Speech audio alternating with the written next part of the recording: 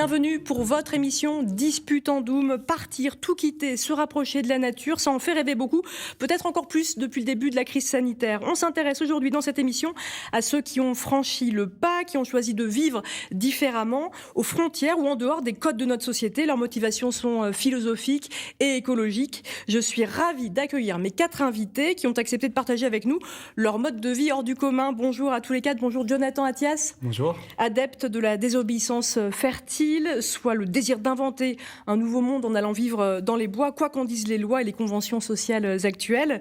Vous vivez dans une cabane dans les bois d'ailleurs, en Corrèze, avec votre famille notamment. Bonjour Oriane de Sinde. Bonjour. Vous êtes gérante d'un écolieu tout nouveau en Haute-Vienne, l'écolieu Les Charmilles. Et pour les gens de Verneuil-sur-Vienne, eh bien vous êtes la blonde aux 4x4 rouges qui vit dans les bois. Tout à fait. Grégory Derville, bonjour. Bonjour. Vous êtes enseignant en sciences politiques à l'Université de Lille, auteur du livre Réussir la transition écologique. Merci. Et vous vivez à la Mèze, en Haute-Vienne, maintenant à 100%. C'est ça. Merci d'être avec nous. Marc Jeannot, vous êtes directeur de l'association Terre de Cabane à Bussière-Galant, en Haute-Vienne également. Vous transmettez aux autres ce que vous avez appris de votre mode de vie qui tend vers l'autonomie. Ça, c'est quelque chose que vous partagez pas mal de choses, tous les 4. Alors effectivement, la pandémie de Covid-19 a introduit au plus grand nombre l'idée que notre civilisation est fragile, qu'une crise peut l'ébranler radicalement. Le confinement a fait mesurer combien nous sommes frustrés lorsqu'on nous prive d'aller au plus près de la nature. Avoir un jardin, c'est devenu d'ailleurs très chic, tant pis pour les Parisiens. Tous, vous avez changé un moment de vie, de façon de vivre. Vous n'avez pas attendu, vous, la crise, et vous n'avez pas seulement quitté la ville pour aller à la campagne, mais vos démarches vont bien plus loin. D'abord, je voudrais vous demander à chacun quel a été peut-être le déclic pour changer de vie. Honneur aux femmes. Oriane ? Oui. Alors moi, tout d'abord, la transition s'est faite en 2 fois. J'avais une situation stable, donc une maison en location dans une petite ferme. J'avais un travail stable, je travaillais en concession automobile en tant que mécanicienne. Une très bonne équipe de collègues, tout se passait bien. Mais j'avais malgré tout une frustration. Je n'arrivais pas à me sentir totalement alignée avec moi-même. J'ai eu un déclic sur la surabondance matérielle, la société de consommation et de services dans laquelle on est actuellement, et j'ai eu ce besoin en fait de me détacher de pas mal de choses. Donc j'ai opté pour une vie en habitat mobile, donc en camping-car, que j'ai équipé de panneaux solaires, et donc je suis partie comme ça en 15 jours, j'ai tout quitté. En 2 semaines, effectivement, vous avez radicalement changé de vie. J'ai quitté mon travail, quitté mon logement, revendu, donné mes meubles, et je suis partie avec mes chats dans un camping-car. Et c'était il y a combien de temps, ça ? C'était en 2018. Voilà. Aujourd'hui, vous êtes arrivé donc en Haute-Vienne il y a quelques mois. Oui, c'est ça. Et vous vous êtes installé sur combien d'hectares ? Alors, sur 13 000 m², donc 1,3 hectare, dans des parcelles forestières, sur lesquelles je mets en place un projet d'autonomie, avant tout autonomie nourricière. Donc, je mets en place une zone potagère en permaculture et une forêt comestible. Une forêt comestible, c'est-à-dire ? Alors, c'est donc une forêt nourricière. Donc, j'ai un ancien verger de pommiers, poiriers, pruniers, cerisiers que j'ai remis en état. Et je compte planter plein d'autres arbres pour justement obtenir un maximum de nourriture. Voilà. Vous avez 27 ans, je précise. Oui, c'est ça. Vous avez une petite fille d'1 an et demi ? Oui, tout à fait. Vous vivez toutes les deux là dans une cabane que vous avez un peu retapée, c'est ça ? Oui, c'est ça. Alors, moi, lorsque j'ai acheté les parcelles, la cabane était déjà présente. Elle a été construite par l'ancien propriétaire dans les années 80. Et donc, je l'ai brièvement rénovée et mis en autonomie, donc avec des panneaux solaires, et j'ai l'eau courante depuis mon puits, d'ailleurs. Et donc, on vit au quotidien sur place, et tout se passe merveilleusement bien. On n'a pas de... Nos voisins sont les animaux et on s'y sent bien. Au cœur de la nature, c'est ce que vous partagez tous plus ou moins. Jonathan Attias, vous aussi, vous vivez dans une cabane en Corrèze, dans la forêt. C'est en totale rupture avec votre façon de vivre. Il y a encore quelques années, vous habitiez à Paris. Oui. Racontez-nous la rupture dans votre vie. En fait, elle s'est opérée en 2 temps. D'abord au travers de documentaires, notamment celui de Colline Serrault qui s'intitule Solutions locales pour un désordre global.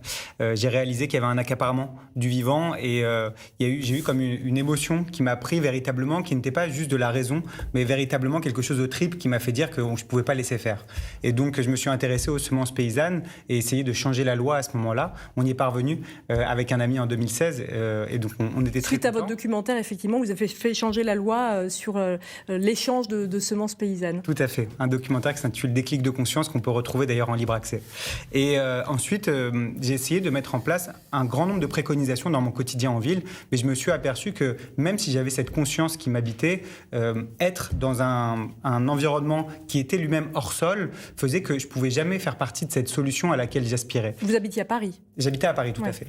Et donc, je me suis dit, plutôt que essayer de faire des petits gestes pour minimiser la dégradation que je vais mettre en place, essayer de créer une espèce d'utopie, en fait, un monde que j'imaginerais à ce moment-là, parce que j'avais aucune idée de l'endroit où m'installer, avec Caroline, donc ma compagne, et dans lequel on pourrait non pas dégrader, mais participer à la régénération de tout cela. Et donc, j'avais pas beaucoup de connaissances, mais j'avais ce rêve qui me portait véritablement. Et puis sur la route, puisqu'on est parti en van, un peu comme Oriane, à la recherche d'un lieu où nous établir, on a fait des rencontres et on a pris confiance dans cette capacité à pouvoir aggrader, à pouvoir régénérer. Et petit à petit, ça nous a amenés aux cabanes, là où François nous a accueillis, puisque lui-même y habite depuis plus de 15 ans. En Corrèze, dans la forêt. En Corrèze, dans la forêt, et qui nous a initiés à ce savoir-vivre, à ce savoir-être et à cette vie au contact des êtres vivants. Donc là, aujourd'hui, vous êtes avec votre femme, vos 2 enfants, vos 2 filles, oui, dans une petite cabane, effectivement, dans la forêt. Dans votre livre, vous racontez notamment votre première rencontre avec un sanglier.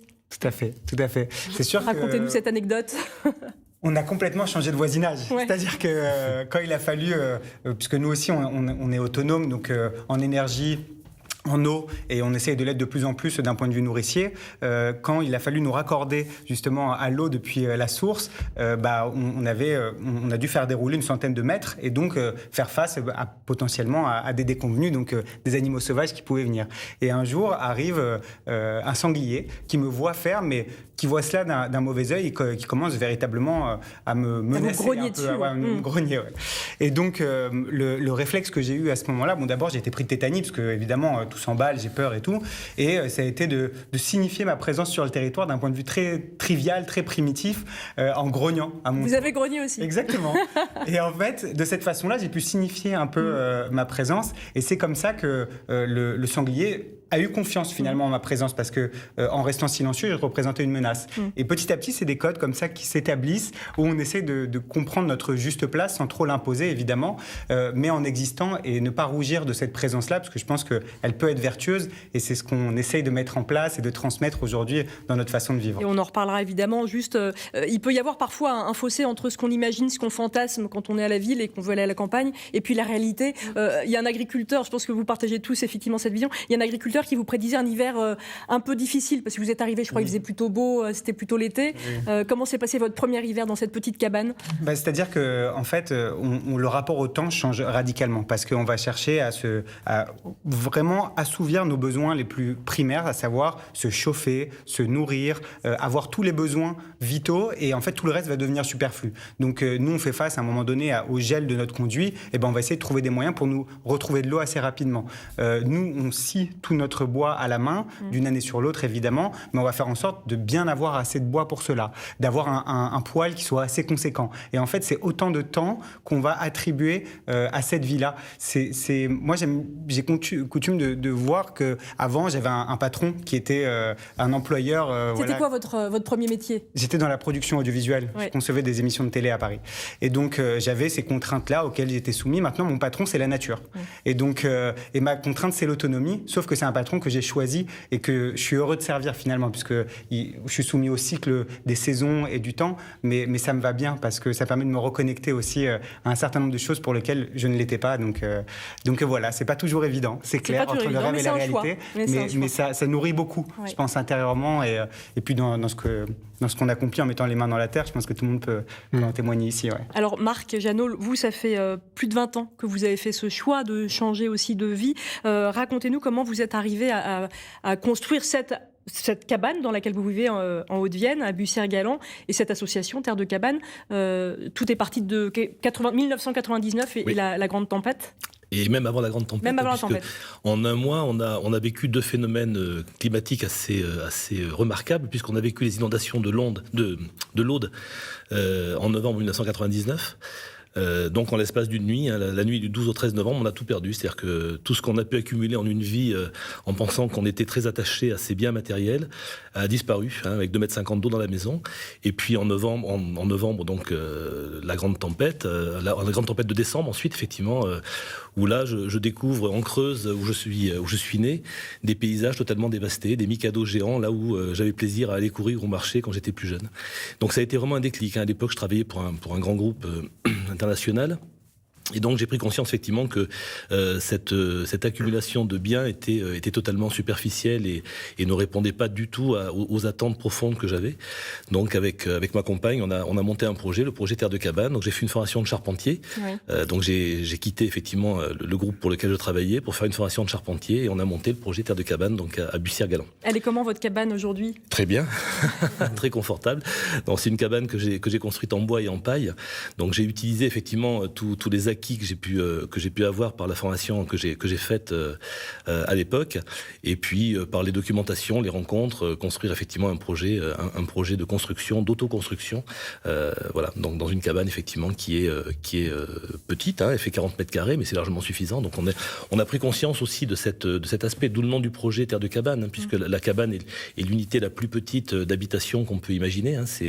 Tout le monde revendique un peu cette notion de cabane. On a tous quand on était enfant. Une cabane dans les arbres, dans la forêt. Voilà, on a tous construit ou rêvé des cabanes, ça c'est clair. Et voilà, donc on remet l'habitat à sa juste place. C'est ce qu'évoquait effectivement tout le monde jusqu'à maintenant. C'est habiter, c'est avant tout se protéger des intempéries, se protéger de l'extérieur, des attaques de l'extérieur. Et vous recherchez d'ailleurs une indépendance énergétique ?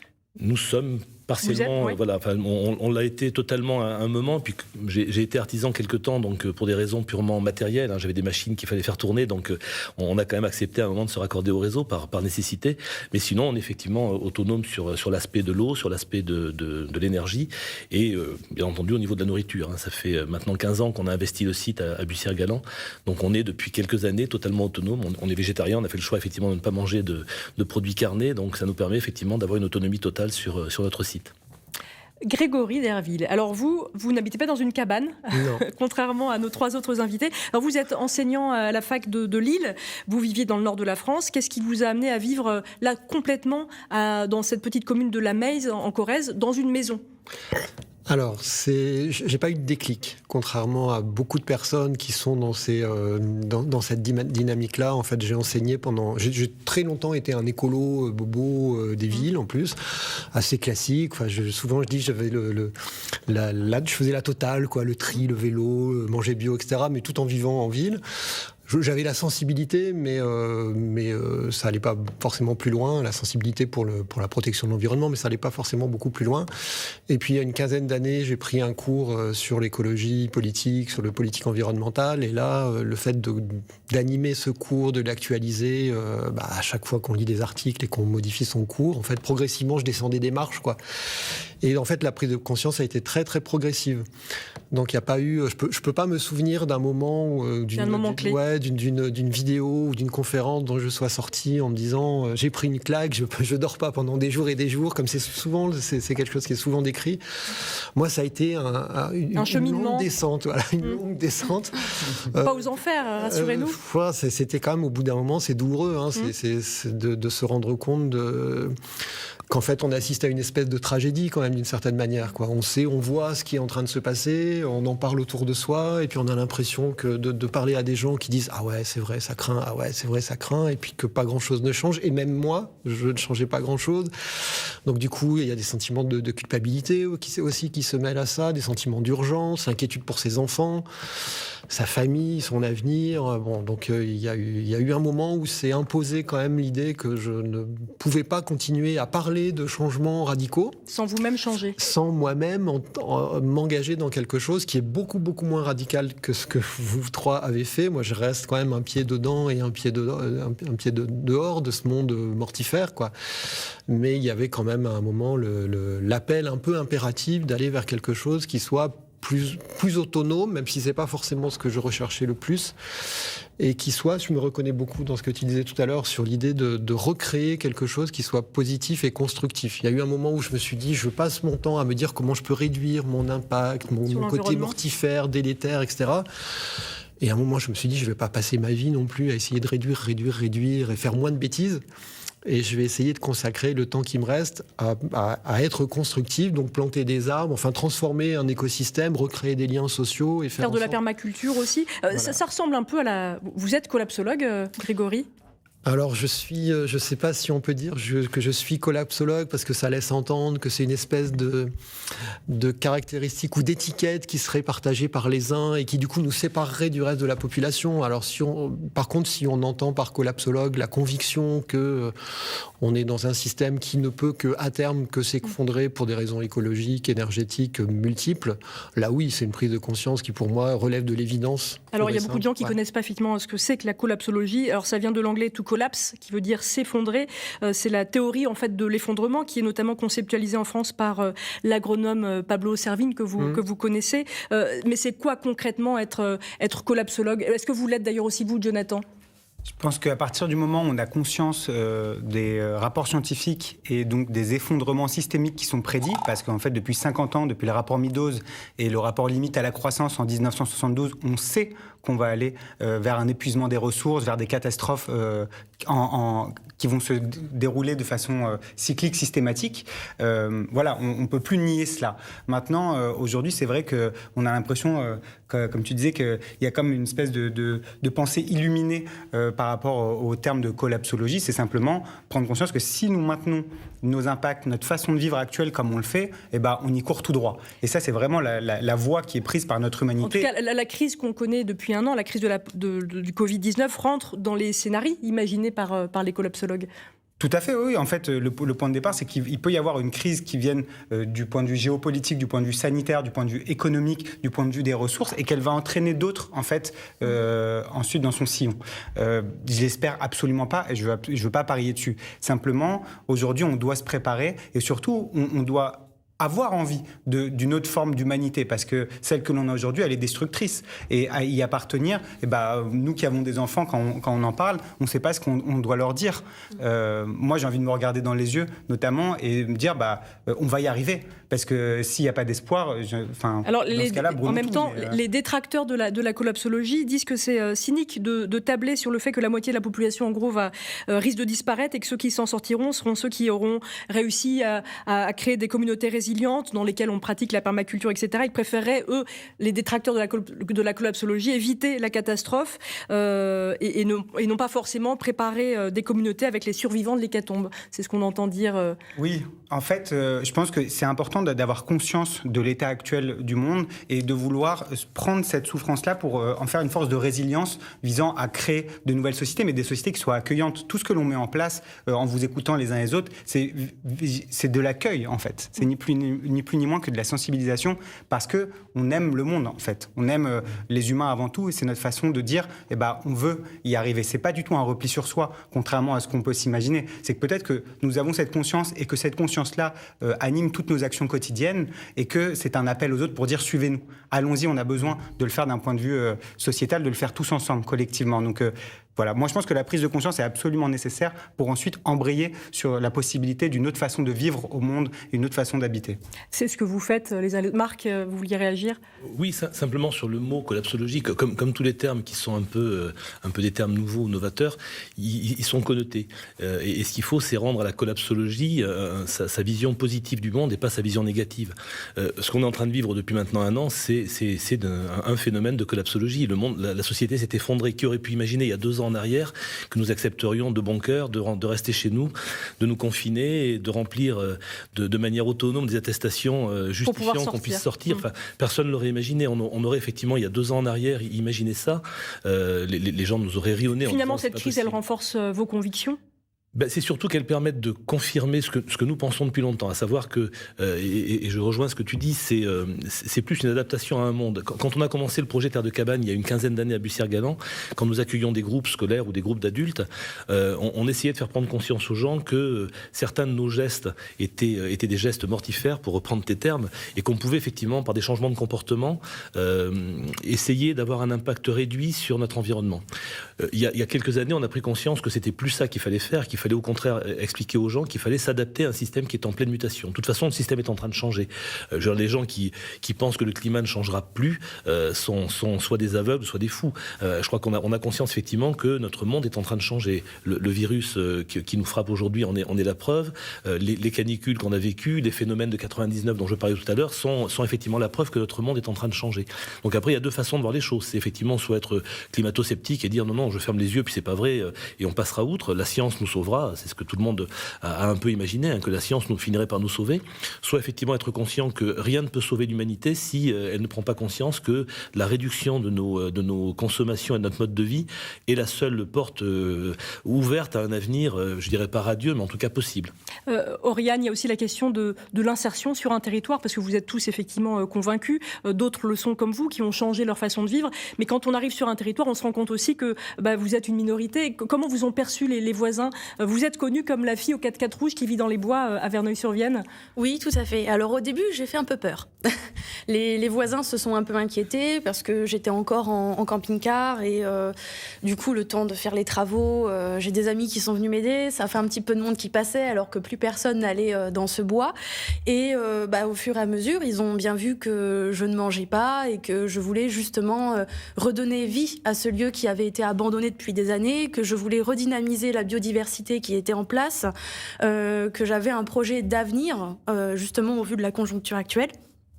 Et donc, redonner vie, tout simplement.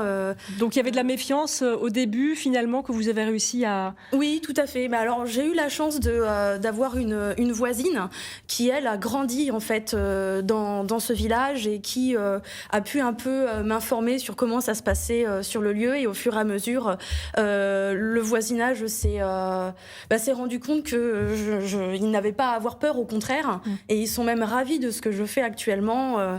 J'ai encore une dame de 93 ans qui est venue me voir, qui est descendue se promener et qui a vu ce que je faisais. Et elle m'a dit, ce que vous faites, vous réalisez un rêve. L'ancien propriétaire était très triste de voir que ses enfants n'entretenaient pas et n'avaient pas repris ce lieu. Et elle me dit, ce que vous faites, c'est vraiment formidable, surtout pour votre enfant, c'est très bien, quoi. Alors, Jonathan, là, je vous vois sourire. Alors, avec vous, c'est peut-être un peu plus compliqué avec le voisinage, mais en tout cas, vous partagez ce que vient de dire Oriane, redonner vie à un territoire en l'habitant, parfois, même si vous êtes hors la loi. Alors, vous êtes adepte, vous avez créé même cette notion de désobéissance fertile qui se fonde sur 3 piliers. Rapidement, quels sont les 2 premiers piliers ? Donc, c'est régénérer autant qu'on peut, et cette notion d'agrader. Le second, c'est nous intégrer nous-mêmes au sein de ces territoires. Et le troisième, pour lequel vous êtes intéressé, c'est agir en conscience, quelles que soient les lois, parce que on estime qu'aujourd'hui, on n'a pas à attendre que la société politique, à travers des lois, favorise cette façon de vivre, parce que c'est absolument pas le cas, en fait. On en reparle dans un instant, mais d'abord, je vous propose de regarder ce reportage qui a été réalisé par mes collègues corréziens le 8 mars sur les cabanes de la discorde, à savoir les cabanes de Chasteau, où vous habitez, ainsi que d'autres. Mais une partie des terres n'appartient pas à ceux qui ont décidé de vivre dessus. Je vous propose ce reportage de Laurence Couvrant, Laurent Durusquec et Alain Lafeuille. Ici, pas de route goudronnée, mais un petit sentier qui guide le visiteur vers différents lieux de vie. Des cabanes, des observatoires, des potagers, une serre, des constructions pour beaucoup illégales. Jacqueline Verlac a 1 hectare de terrain occupé sans son consentement. On a construit sans rien me demander. J'aurais aimé, moi, laisser pour les générations futures du foncier peuplé d'arbres, du peuplier ou du sapin. Sur les 35 000 m² aménagés, 23 000 le sont sans l'accord de leur propriétaire. Jean Coulier a d'abord regardé avec bienveillance la petite communauté s'installer. Aujourd'hui, le pépiniériste s'inquiète de voir les constructions se multiplier. Il a engagé une procédure en référé avec 4 autres propriétaires. Il faut absolument que dans les semaines à venir, les terrains soient libérés et retournent à leurs propriétaires initiaux. Voilà, on ne demande pas d'indemnisation, rien. c'est tout. On veut rester en très bon voisinage, mais il faut absolument qu'on soit entendu. Du côté des habitants des cabanes, on attend une décision de justice pour démonter les structures. La solution pour eux serait de légaliser leur présence. Si les propriétaires veulent une location, on leur donne une location. S'ils veulent vendre le terrain, on ne demande que ça. Parce qu'ils n'en ont rien fait depuis 30 ans de leur terrain. Ils veulent le vendre, avec plaisir. Mais les propriétaires ne veulent pas vendre. Autre problème, pour le maire de la commune, les cabanes ont été construites sur un terrain classé dangereux. Ils habitent illégalement dans une zone à risque. Et c'est une zone où il risque d'y avoir des glissements. On ne sait pas combien de personnes séjournent sur cette zone. Et donc, en cas de sinistre, en cas de problème, on ne sait pas combien il va falloir envoyer de secours, tout simplement. 2 plaintes ont été déposées en mars et octobre 2020 par la municipalité. Une enquête a été ouverte par la gendarmerie. Maire et propriétaires comptent sur la justice pour mettre fin à ce dialogue de sourds. Alors Jonathan, on en est où de la décision de justice ? Je crois que vous attendez 2 décisions. Oui, en fait, il y a 2 choses pour revenir sur le reportage. C'est que quand on s'est installé il y a 2 ans et demi, effectivement, François avait construit un certain nombre de cabanes sur ses parcelles, mais avait aussi pris soin de construire ailleurs, parce qu'évidemment, il n'y a pas de barbelés qui distinguent, et surtout que c'était des terrains qui étaient assez abandonnés. Mais qui n'étaient pas à lui. Qui n'étaient pas à lui, tout à fait. Mais il n'y a jamais eu intention de sa part de revendiquer une quelconque propriété ou de s'accaparer une ressource. Au contraire, lui, il essaye plutôt de vivre comme le font les oiseaux, c'est-à-dire en établissant des nids, ça et là, et puis laisser vivre les voyageurs qui viendraient le voir. Nous, ce qu'on veut défendre avec la désobéissance fertile, ce n'est pas... c'est véritablement la possibilité de vivre sur nos propres terrains de façon écologique. C'est pas du tout de contester le droit de propriété. Et je vois dans ce reportage, nous, on est... Justement, la première chose qu'on a fait avec Caro quand on est arrivé, c'est entamer une médiation avec ces propriétaires pour pouvoir, en bonne intelligence, soit leur rendre leur terrain comme on l'a fait pour des précédents, soit pouvoir convenir d'accord en location, en prêt ou en rachat. Et donc, nous, on a vraiment à cœur de nous intégrer véritablement dans le territoire. Donc, à un moment, si effectivement les voisins ne veulent pas de vous sur leur territoire, vous partez ? Bien sûr. D'accord. Évidemment. Nous, notre cœur, notre enjeu, comme je vous l'ai dit, il est de pouvoir vivre aujourd'hui sur son propre terrain, ce que la loi ne permet pas, ou en tout cas nécessite l'approbation d'une mairie, mais en aucun cas de nous accaparer la ressource des autres. C'est juste qu'on vous ne remettez pas en cause le principe de propriété privée ? Absolument pas, absolument pas. S'ils veulent... Ces gens-là récupèrent, évidemment, c'est leur terrain. Et en même temps, vous aimeriez effectivement convaincre peut-être des propriétaires de vous laisser vous installer sur leurs terres dont ils ne font rien, c'est ça ? En fait, nous, on est arrivés dans cet écosystème-là où il y avait des cabanes qui étaient sur les parcelles de François et d'autres cabanes autour. Et nous, on a pris un peu tout ça en plein visage en se disant, bon, comment on va faire pour résoudre un peu cela ? Donc, on essaye de rafistoler un peu ça et là et de maintenir notre cap en termes de revendication qui est celui aujourd'hui qu'il y a des centaines de milliers de personnes qui habitent en habitat réversible ou en habitat léger qui sont inquiétées par la loi parce que la loi est mal faite. En fait. C'est le cas d'Oriane d'ailleurs, on y reviendra dans quelques instants. Ok, et nous on veut défendre tous ces gens-là parce qu'on estime qu'il n'est pas tolérable que nous soyons inquiétés face aux enjeux écologiques auxquels on doit faire face actuellement, que nous ne puissions pas avoir cette alternative de vivre dans des cabanes, dans des habitats respectueux de l'environnement parce que la loi ne le permet pas. Voilà, c'est véritablement notre fer de lance. Après, en ce qui concerne l'autre affaire de cabanes sur lesquelles François avait dépassé il y a quelques années, celle-ci, on va la résoudre très rapidement, très facilement, et le débat ne portera que sur celles comme celle-ci, justement, qu'on voit à l'image, où on a fait le choix de discuter avec le propriétaire et avec notre association de racheter la parcelle. Donc vraiment, on essaye de mettre en place des méthodes en bonne intelligence pour ne biaiser personne et au contraire parvenir à des échanges. Si on ne parvient pas à se respecter les uns les autres, c'est sûr qu'on n'arrivera jamais à des accords. Ce qui est compliqué, effectivement, c'est que vous attendez la décision de justice, de la plainte de la commune. Le maire, puisque vous êtes implanté aussi certaines cabanes, enfin la plupart même en zone humide et non constructible, donc exposées au glissement de terrain, ça engage la responsabilité du maire et de la commune.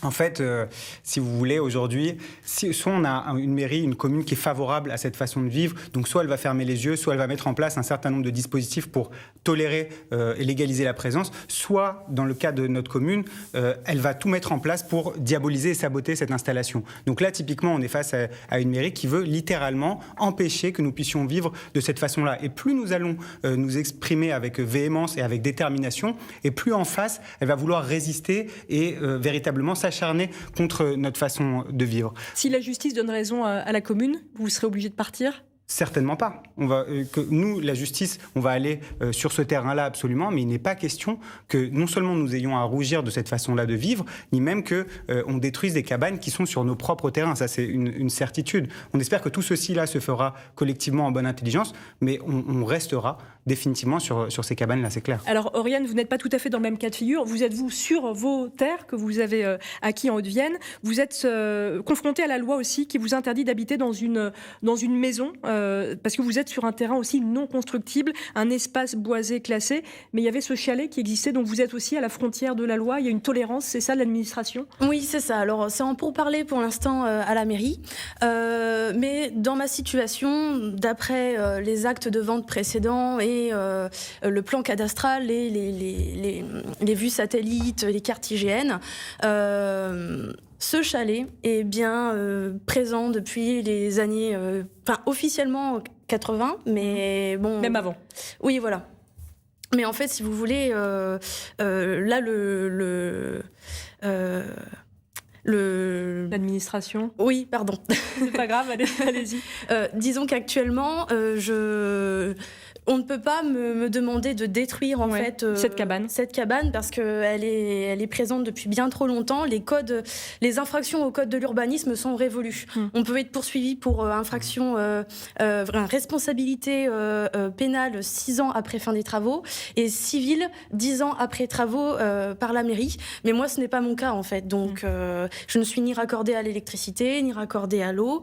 Alors, des gens comme Oriane, il y en a beaucoup. Jonathan, vous en parlez aussi dans votre livre, La désobéissance fertile pour une écologie offensive. Vous donnez même des arguments pour que des gens comme Oriane et d'autres puissent se défendre vis-à-vis de la justice. Tout à fait. En fait, il y a deux possibilités. Soit on essaie de bien se faire voir par la commune, qui va changer potentiellement tous les 6 ans, soit on va essayer de se faire intégrer par la population. Et nous, on a un exemple formidable d'un groupe, un collectif qui s'est constitué justement en cabane sur des terrains non constructibles et qui a voulu dynamiser le bourg rural qui avait été déserté. Et donc, ce qu'ils ont fait, c'est qu'ils sont allés voir les habitants en allant leur demander quels sont leurs besoins. Et ils s'étaient aperçus qu'il y avait un loto qui avait lieu dans le village tous les mois, qui avait été interrompu il y a quelques mois de cela. Et donc, ils se sont proposés tout simplement de redonner vie à ce loto qui était une vraie vie de village. Et donc, ils sont passés du statut très vite de paria à celui de prophète finalement pour la commune. Et quand la mairie, qui regardait pas d'un bon œil cette installation en cabane, est allée leur envoyer un courrier administratif leur demandant de démonter, les habitants sont tout de suite allés voir le conseil municipal en leur disant ces jeunes-là font du bien à la commune, il n'est pas question qu'on les laisse partir. Et donc, aussitôt, les démarches administratives se sont arrêtées, sont devenues invisibles. Et donc, aujourd'hui, tous vivent en bonne intelligence. Et donc, je pense que les méthodes d'intégration, elles sont infinies finalement. Mais tout l'enjeu, il est de montrer que nous avons une valeur que nous allons apporter sur un territoire, soit culturellement, soit à travers des activités éducatives, pédagogiques. C'est ce que l'on fait aux cabanes. Et nous, on invite un grand nombre de personnes à venir nous voir. Alors, on en parlera aussi parce que vous avez envie peut-être tous d'essaimer un petit peu, mais je vous propose d'abord un reportage. Une autre façon de vivre un petit peu différemment, c'est de vivre, pourquoi pas, dans un éco-hameau. C'est le cas de Alain Dorange qu'on a rencontré. Il a cofondé le moulin de Busset à Ladignac-le-Long, en Haute-Vienne. Un habitat partagé, 20 logements construits autour d'une maison commune qui permettent aux habitants de vivre au plus près de la nature. Reportage tout de suite de Cécile Gauthier, Valérie Agut et Xavier Baudelet. Pour la planète et surtout, d'abord, pour les humains qui vivent dessus, donc nous avons choisi de vivre collectivement pour nous permettre donc de réduire nos consommations d'une façon générale, consommation d'énergie plus particulièrement. Alors ça a débuté en 2004 à partir du moment où on s'est posé la question, puisque j'étais à la retraite, de savoir comment j'allais mener ma fin de vie. Voilà, c'est comme ça que les choses ont démarré.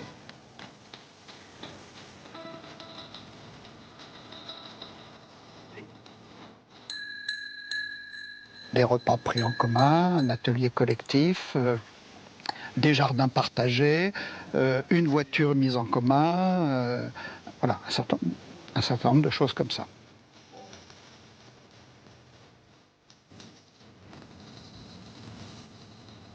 Pas de pesticides, pas d'herbicides. On ajoute des composts naturels. Alors, il est arrosé à partir de l'eau qu'on récupère donc des toitures.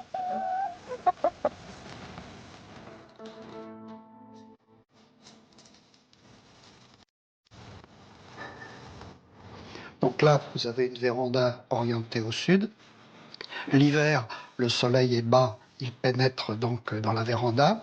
Il éclaire ce mur de briques en terre crue qui a une double fonction: accumuler la chaleur lorsqu'il est éclairé par le soleil et la restituer donc pendant la nuit. Et également, comme la terre n'est pas cuite, donc d'absorber, de réguler, je dirais, l'humidité dans la maison.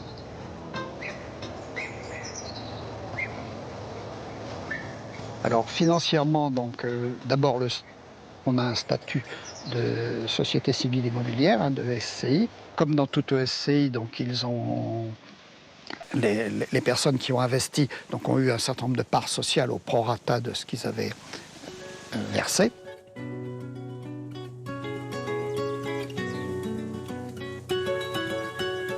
Déjà, l'accueil de woofers, c'est-à-dire de jeunes ou de moins jeunes d'ailleurs, qui en échange du gîte et du couvert partagent nos activités. Et puis, par ailleurs, nous recevons actuellement donc de nombreuses visites de gens ou de groupes qui eux-mêmes ont des projets donc d'organisation d'une vie collective et qui viennent voir un peu comment on s'est organisé. Alors l'avantage de cette vie collective, c'est une économie de moyens et en particulier une économie financière. On a la possibilité de faire un tas de choses qu'on ne pourrait pas faire si on était seul et à un coût bien moindre.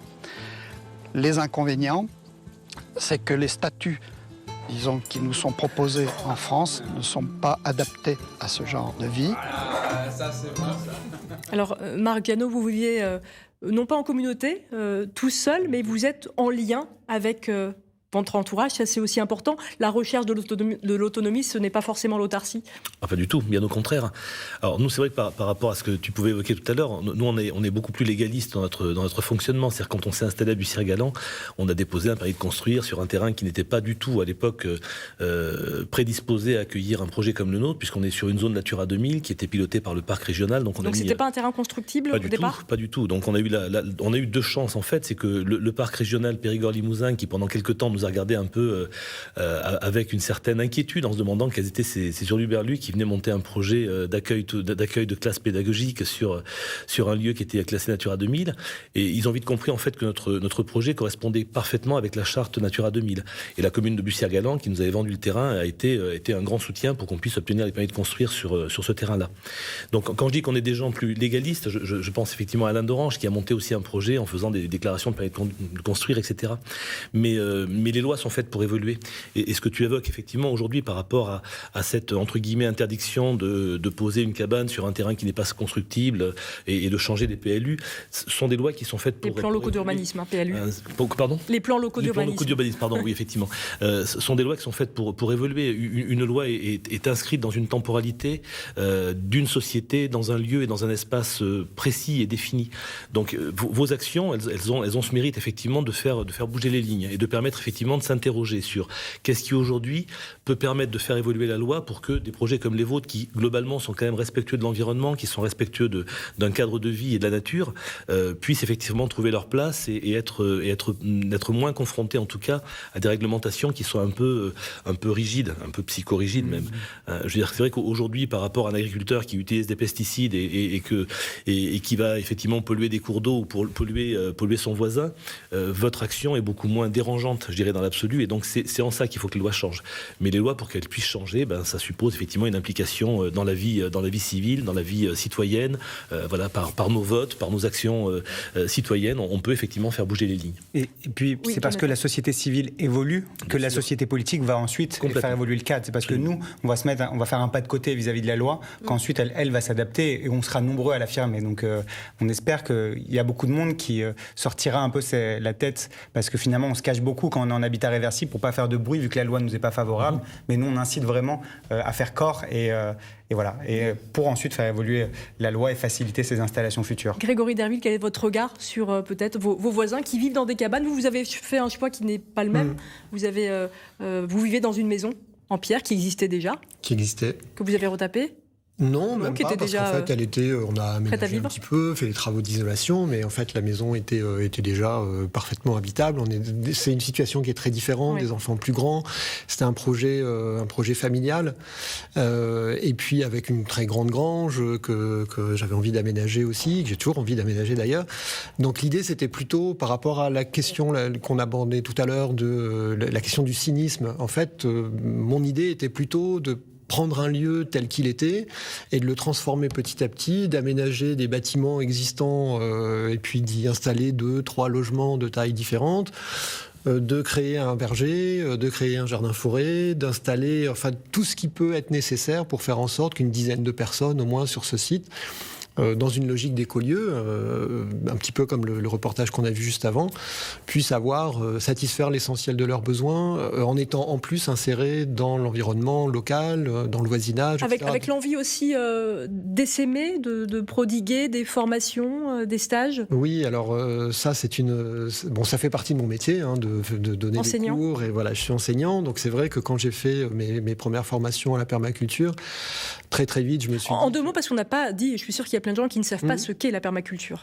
Alors, comment la définir ? Vous avez la définition grand public, celle dont les gens qui découvrent la permaculture s'entichent assez vite, qui est c'est une méthode de jardinage qui est assez cool parce qu'on fait pas grand chose et on a plein de récoltes et en plus c'est écolo. Puis des fois on fait des buts, on fait des spirales aromatiques, c'est joli. Bon, ça c'est une définition qui est on va dire très très restreinte. En fait, la permaculture, moi je l'appelle la culture de la permanence. Donc c'est-à-dire c'est le souci d'intégrer l'exigence de durabilité au cœur de toutes ces actions quotidienne, et aussi bien au jardin que dans sa manière d'habiter, donc de créer son logement, de l'entretenir, de sa manière de s'habiller, d'éduquer, de se soigner, de se déplacer, bien sûr. Donc l'idée qui était la mienne, en fait, c'est de partir d'un lieu et de le transformer petit à petit, de telle sorte que ce soit un petit peu un laboratoire parmi plein d'autres, qui donne envie, effectivement, à pas mal de gens de se dire, quand ils viennent sur le site, mais en fait, la vie comme ça, c'est assez cool. Et c'est possible. Donc j'aimerais bien venir ou créer mon propre projet ailleurs. Et donc, mon idée, en fait, c'est de marcher un peu sur 2 jambes. C'est à la fois d'expérimenter ce lieu et de donner envie à des personnes de le rejoindre ou de créer quelque chose qui, alors pas forcément y ressemble, mais qui soit un petit peu inspiré par ces principes-là. Et parallèlement, à travers ces 2 livres et à travers des conférences, des formations, qui sont au cœur de mon métier, en fait, de donner des outils très très concrets pour que des projets un peu balbutiants ou naissants puissent se lancer avec peut-être plus de chances de succès ou moins de chances d'échouer ou de se perdre en route, parce que c'est quand même des projets qui sont pas simples, qui sont très chronophages, dans lesquels souvent on met la barre très très haut et jusqu'à s'épuiser. Et où épuiser sa famille, parce que épuiser sa famille. Donc il y a beaucoup de projets comme ça où finalement les couples explosent, les familles se retrouvent un peu en difficulté parce que finalement on a un peu présumé de ses forces, où on n'a pas suffisamment bien étudié la nature du terrain, ses propres besoins aussi. Un point sur lequel j'insiste beaucoup, notamment dans le livre sur la permaculture, c'est d'arriver à faire une espèce de scan très très approfondi de ses propres besoins, de ses ressources, de ses limites, de ses difficultés, pour savoir assez précisément où on veut aller, parce que sinon on risque de se disperser et d'épuiser son énergie, quoi. Alors, Marc, vous aussi, vous essaimez d'une façon un petit peu différente. Vous vous adressez aussi, vous faites beaucoup de sensibilisation avec des jeunes qui ne connaissent pas du tout le milieu rural. Il y a des actions en place avec des jeunes des quartiers de Limoges. En fait, le constat qu'on a fait dès le départ, quand on a monté le projet avec Corinne, ma compagne, c'est que il y a une partie du public, une partie de la population qui est totalement exclue de la réflexion écologique au sens noble du terme et non pas politique. Qui sont les gens qui ont de faibles revenus. Il y a un corrélaire qui peut se faire entre le pouvoir d'achat, entre guillemets, que l'on a et la préoccupation environnementale, ce qui est normal. Enfin, les publics que nous côtoyons et que nous fréquentons et avec lesquels nous travaillons sur les quartiers prioritaires de la ville de Limoges ont d'autres préoccupations que celles de l'environnement, puisqu'ils ont une urgence alimentaire et de vie au quotidien à gérer qui dépasse toutes les autres préoccupations. Vous ne pouvez réfléchir quand vous êtes vous-même déjà serein dans votre vie. Alors nous, on avait la chance, effectivement, d'avoir intellectuellement et socialement eu cette possibilité de poser sur la table, comme vous l'avez fait tous, ces différentes problématiques en disant est-ce que la vie que nous menons aujourd'hui, avant ce grand changement que nous avons effectué, a du sens ou pas de sens. Donc c'était une vraie réflexion. Donc par le hasard de rencontres, on s'est rendu compte effectivement que principalement les jeunes, les jeunes, alors c'est triste de les définir comme issus des quartiers prioritaires, mais c'est malheureusement la réalité, accumulent un peu tous les handicaps. Ils vivent dans les endroits qu'ils n'ont pas choisis, qui sont globalement assez invivables, pour être clair. Et les dernières canicules ont montré à quel point c'est beaucoup plus dur de vivre dans un immeuble au cœur du Val-de-Laurence que de vivre à Bussière-Galant sur 7 hectares. Et les confinements aussi. Et les confinements l'ont encore plus démontré. Donc notre préoccupation aujourd'hui, c'est effectivement non seulement d'essaimer, mais de les amener à une réflexion et à participer. Vous les amenez dans un jardin. Alors, on les amène. Alors, nous avons la chance effectivement d'avoir eu deux partenaires qui nous ont fait confiance. Donc Limoges Métropole qui nous a mis à disposition un terrain d'1 hectare sur la commune de Verneuil-sur-Vienne. Donc on est voisins, sur laquelle nous avons créé collectivement un jardin coopératif, c'est-à-dire que les gens viennent travailler sur cette surface d'1 hectare pour récolter des légumes qui améliorent quand même un peu leur quotidien et leur permettent d'avoir accès à une nourriture de qualité. Et la ville de Limoges nous accompagne également sur un autre projet au cœur du Val-de-Laurence, puisque nous animons depuis maintenant un petit peu plus d'1 an, ce sera la 2e année, un jardin coopératif au cœur de la cité. C'est-à-dire que là, on a effectivement un salarié qui est jardinier et qui effectivement permet aux gens de venir travailler la terre, s'aérer un petit peu et pareil, bénéficier aussi de quelques légumes de qualité. Donc on fait une soupe par exemple le mercredi midi, tous les mercredis midi on fait une soupe partagée avec les habitants qui viennent, alors, certains amènent des gâteaux, certains amènent le café et on partage un moment autour de cet espace de jardin. Pour nous c'est essentiel vraiment de ne pas exclure quelque partie de la population que ce soit de cette réflexion qui pour nous paraît évidente parce qu'on a fait ce chemin-là mais qui pour beaucoup effectivement est un très grand pas à faire. Et qui pour beaucoup semble être totalement utopique. Ce choix de vie, même si peut-être il y en a de plus en plus qui franchissent le pas comme vous quatre, ça reste une utopie, j'ai envie de dire. Alors c'est utopique, mais alors plus le temps passe et plus je me dis qu'en fait ce qui est véritablement utopique, en fait, c'est d'imaginer que le mode de vie partagé par la quasi-totalité des individus aujourd'hui, notamment en Occident et notamment en ville, puisse durer. En fait, c'est ça qui est utopique. Il suffit, on ne va pas commencer à citer des chiffres, mais quand on a entendu il y a quelques jours que le budget carbone d'un Français moyen, il a été épuisé je crois que c'est le 15 mars, un truc comme ça, ou le 17 mars, je ne sais plus exactement. Mais quand on prend conscience de ce genre de choses, quand on prend conscience de à quel point un occidental standard vit au-dessus de ses moyens écologiques, parce que c'est vraiment ça, en fait, on a 2 options. C'est-à-dire, soit on ferme un peu, on met la tête dans le sable, et puis on se dit, on serre les fesses, et on se dit pourvu que ça tienne, quoi. Et puis à la limite, ou alors on est dans une logique un peu survivaliste, je sauve mes miches, j'achète mon terrain, je me mets en autonomie, et puis ce qui n'est pas votre cas, péter, pas du tout. À vous quatre. Et puis quand ça va péter, au moins moi je m'en sortirai. Ou alors on est dans une logique de prendre conscience de ces réalités-là, de leur urgence, de leur imminence, et on se dit, je vais mettre mon énergie, mes connaissances, mes savoir-faire, mon cœur à disposition d'un projet, et puis peut-être un jour d'accueillir sur ce projet d'autres personnes qui justement n'ont pas eu la chance, pour des raisons financières ou autres, de se lancer dans ce type de projet. Parce qu'on a la chance en fait c'est pas donné à tout le monde en fait de pouvoir dire je quitte mon boulot et puis je m'installe. Il faut quand même avoir un bon état physique, il faut avoir des connaissances, il faut avoir des... Alors l'aspect financier est intéressant. Oriane par exemple, comment est-ce que vous tirez des revenus? Comment est-ce que vous vivez financièrement? Effectivement, je pense que vous avez peut-être moins de besoins que d'autres, mais comment vous viviez aujourd'hui? Alors moi, depuis que je suis devenue maman, j'ai arrêté de travailler, donc je suis devenue mère au foyer et donc je touche les indemnités sociales. Toutefois, je suis en train de mettre en place, d'ailleurs, ça y est, j'ai enfin obtenu mon numéro de siret.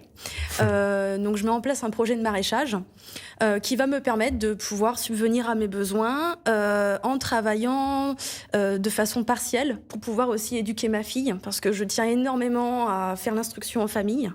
Si c'est possible, bien entendu, mais c'est vraiment un souhait. Parce qu'effectivement, Emmanuel Macron souhaiterait que ce ne soit plus possible. C'est en train d'être étudié. Alors, le Sénat a annulé en plus la décision qui avait été prise par les députés, si je ne me trompe pas, et donc tant mieux. En tout cas, l'instruction en famille vous emmènerait de nouveau un peu en marge des règles un peu établies de notre société. J'ai vraiment envie de transmettre à ma fille et de lui instruire des choses dont nous, nos générations, on a été écarté.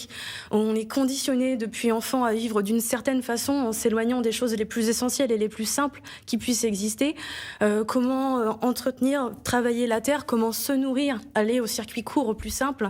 Les choses qui sont vraiment essentielles et qui nous rapprocheraient tous, en fait, au final. Et nous avons la chance d'avoir des enfants et c'est la génération...